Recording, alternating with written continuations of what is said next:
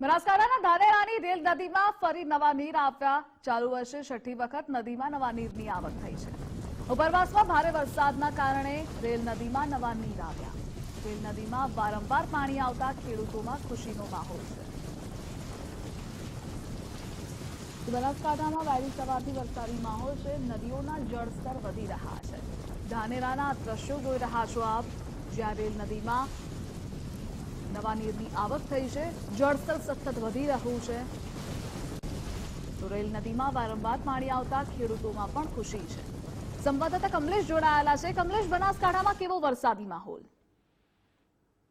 જી બિલકુલ, ખાસ કરવામાં તો જે પ્રકારે હવામાન વિભાગની આગાહી મુજબ બનાસકાંઠા જિલ્લામાં ગત મોડી રાત્રિથી ધોધમાર વરસાદ શરૂ થયો હતો, જેમાં ખાસ કરીને વડગામ, પાલનપુર, દાંતા, ધાનેરા, ડીસા સહિત જે વિસ્તારોમાં ધોધમાર વરસાદ વરસ્યો, જેના કારણે અનેક નીચાણવાળા વિસ્તારોમાં ભરાયા હતા। સાથે સાથે કહી શકાય કે ધાનેરાથી જે પસાર થતી જે રેલ નદી છે, જેમાં ઉપરવાસમાં જે વધારે વરસાદ હતો, જેના કારણે રેલ નદીમાં પણ પાણી આવ્યા છે। એટલે કહી શકાય કે ધાનેરા વિસ્તાર એ પાણી માટે વલખા મારતો વિસ્તાર છે। પરંતુ જે પ્રકારે આ ચાલુ વર્ષે જે પ્રકારે વરસાદ વરસી રહ્યો છે, જે પ્રકારે રેલ નદીમાં વારંવાર પાણી આવી રહ્યું છે, જેના કારણે અત્યારે તો આ વિસ્તારના ખેડૂતોમાં ખુશી જોવા મળી રહી છે। જી કમલેશ, જોડાવા બદલ આભાર આપનો।